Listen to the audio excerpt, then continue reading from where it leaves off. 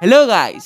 तो चारों तरफ बिग बॉस की ऐसी होड़ मची है जैसे रियलिटी शो ना हो करके सलमान भाई के शादी की न्यूज़ है। तो इस घर में कुछ भेड़ बकरी भरे जाते हैं और हर हफ्ते उन्हें एक एक करके निकाला जाता है। ये सब एक दूसरे से ऐसे लड़ते हैं जैसे कॉलोनी की आंटियां क्रिकेट खेलने वाले बच्चों से, जैसे प्रिंस नरूला गौतम गुलाटी से, जैसे योगी आदित्यनाथ माफिया से। इसमें जितने भी कंटेस्टेंट आते हैं वो भले ही अपने घर में परसों की रखी दाल खा लेते होंगे, लेकिन यहाँ पर खाने के लिए कुछ ऐसे लड़ते हैं जैसे सालों के बाद इन्हें खाना देखने को मिला है। तो हाँ, आज हम बात करने वाले हैं उसी बिग बॉस की जो पहले सिर्फ टीवी पर आता था मगर अब OTT पर भी आने लगा है। क्योंकि हमें दूसरों के घर में देखने की एक बहुत बुरी आदत है। तो चलिए एक एक करके इन सारे इस सीजन के कंटेस्टेंट का हम जायजा लेते हैं और देखते हैं कि वो आखिर कितने पानी में हैं। तो आज की हमारी पहली कंटेस्टेंट है बिग बॉस OTT 2 से पूजा भट्ट। ये वही हैं महेश भट्ट की बेटी और आलिया भट्ट की बहन। महेश भट्ट, अरे यार इनको तो आप लोग जानते ही होंगे। महेश दल्ले बेड़ा गल्ले बहनी बाप तेरा नल्ला है। वैसे पूजा भट्ट महेश भट्ट की बेटी होने के बाद भी अफसोस स्टार किड नहीं है। आखिर क्यों नहीं है? क्योंकि ना ही ये स्टार हैं और ना ही ये किड हैं।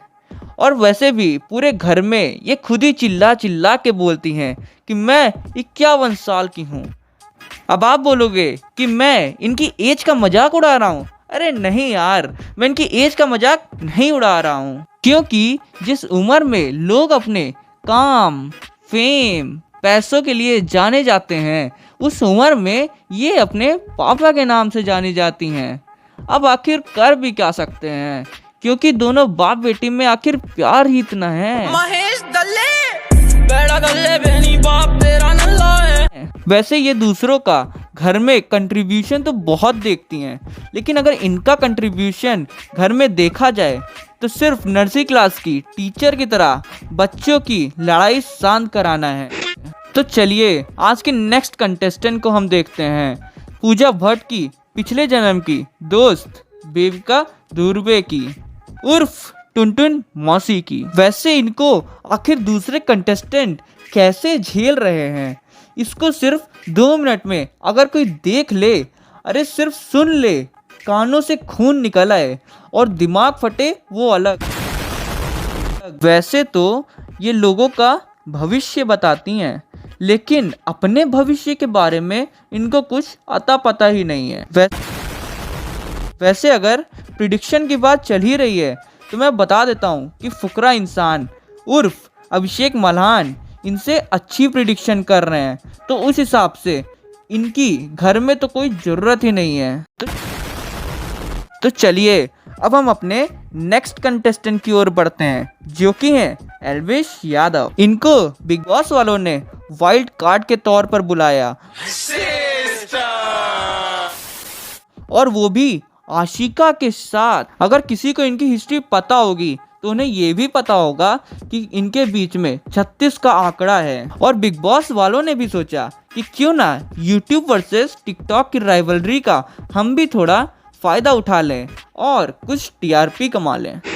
लेकिन एल्विस भाई ने तो पूरा सिस्टम ही हैंग कर दिया और आशिका को दुश्मन से दोस्त बनाकर अपनी ही साइड में ले लिया और फिर दोनों ने मिलकर अविनाश का सिस्टम मिला दिया। तो इसी के साथ हम बढ़ते हैं अपने नेक्स्ट कंटेस्टेंट की ओर जो कि हैं अविनाश। बिग बॉस वालों ने अविनाश को ये सोचकर बुलाया कि हो सकता है सिद्धार्थ शुक्ला की तरह फिर से कोई पुराने टीवी सीरियल वाले को बुला लें और हमको थोड़ा कंटेंट मिल जाए।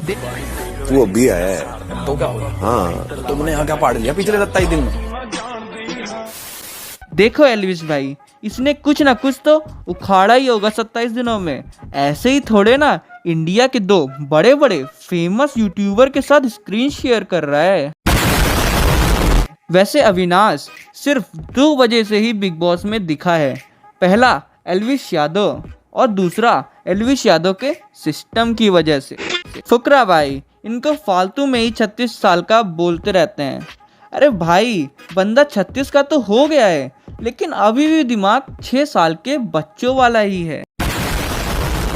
तो चलो हम अपने नेक्स्ट कंटेस्टेंट की ओर बढ़ते हैं, जो कि है मनीषा रानी। आपको पता है आप मेरे बचपन का प्यार है, जवानी का पसंद और बुढ़ापा का सहारा है। पापा क्या आँख है, क्या होंठ है, क्या नाक है, क्या बाल है, क्या चाल है, धमाल है आप। मनीषा रानी ये वैसे तो बिहार से हैं, मगर बिग बॉस के घर में सिर्फ फ्लर्ट करने आई हैं। देखिए हम जो करते हैं, अगर फ्लर्टिंग तो डंके की चोट पे करते हैं। अगर आपको भी कोई पसंद है तो बोल सकते हैं, इसमें टेंशन का क्या बात है। जब से एल्विश यादव घर में आए हैं तब से इनका सिर्फ एक ही रूटीन हो गया है, सुबह उठो, फ्लर्ट करो, चुम्मा मांगो और सो जाओ। और अगर इनको कोई कुछ बोल दे उसी बात पर तो फिर रोने लगो, सिंपैथी लो और फिर से वही काम करना शुरू कर दो।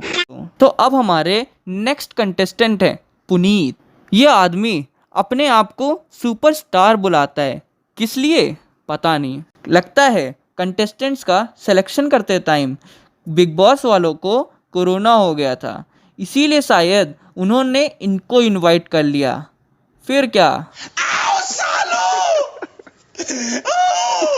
ये बंदा सिर्फ चिहाड़ मचाने के लिए ही फेमस है। बिग बॉस में आज तक का सबसे छोटा स्टे करने का रिकॉर्ड बना दिया है इसने। मुझको ऐसा लगता है कि जिस एस्ट्रॉइड की वजह से पूरे डायनासोर खत्म हो गए थे, उसी एस्ट्रॉइड के अंदर से निकला है ये। क्योंकि जैसे काम ये करता है वैसे काम एक नॉर्मल इंसान कर ही नहीं सकता। आपने नॉर्मली पानी से नहाया होगा, साबुन या बॉडी वॉश लगा के नहाया होगा, मगर ये आदमी फिनाइल से नहाता है, टूथपेस्ट फेस पे लगाता है।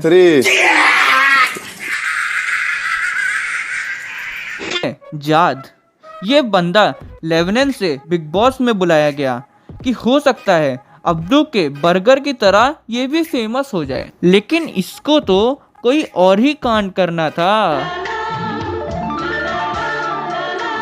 मैं मानता हूँ कि रियलिटी शो में रियलिटी चेक के लिए आपको रियलिटी दिखाना होता है, लेकिन उसकी भी कोई लिमिट होती है।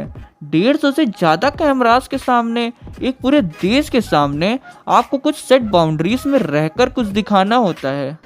तो हमारे नेक्स्ट कंटेस्टेंट है अभिषेक मल्हान उर्फ फुकरा इंसान। देखो भाई विथ प्योर हार्ट मुझको तो यही लगता है कि फुकरा भाई ने पूरे सीजन में बहुत बढ़िया गेम खेली है, क्योंकि फुकरा भाई ने ना ही पूजा भट्ट की वाहवाही करके अपने आप को दिखाया है और ना ही कुछ अश्लील करके अपनी फुटेज ली है। जो लोग यूट्यूबर्स को बहुत हल्के में लेते थे, बहुत लाइटली लेते थे, उनको इन्होंने मुंह तोड़ जवाब दिया है और रियलिटी चेक कराया है। तो अब फुकरा भाई की बात चल ही रही है, तो अब हमारी लास्ट कंटेस्टेंट है जिया। विद नो ऑफेंस, बट मुझे लगता है कि नागिन सीरीज से जो नागिन थी वो अब बिग बॉस में आ गई है। या फिर ऐसा भी हो सकता है कि शायद जिया को किसी और ने गलत कॉन्ट्रैक्ट पढ़कर सुना दिया है, क्योंकि मुझे तो लगता है कि जिया को ऐसा लगता है कि ये बिग बॉस नहीं बल्कि नागिन सीरीज का ऑडिशन चल रहा है। बिग बॉस के घर में इनका काम सिर्फ पड़ोस वाली आंटी के जैसे इधर की बात उधर करना और घर में आग लगवाने का है। तो इस वीडियो को लाइक करो, कमेंट करो और फैला दो जितना फैला सकते हो, और कमेंट में सिस्टम लिखना मत भूलना।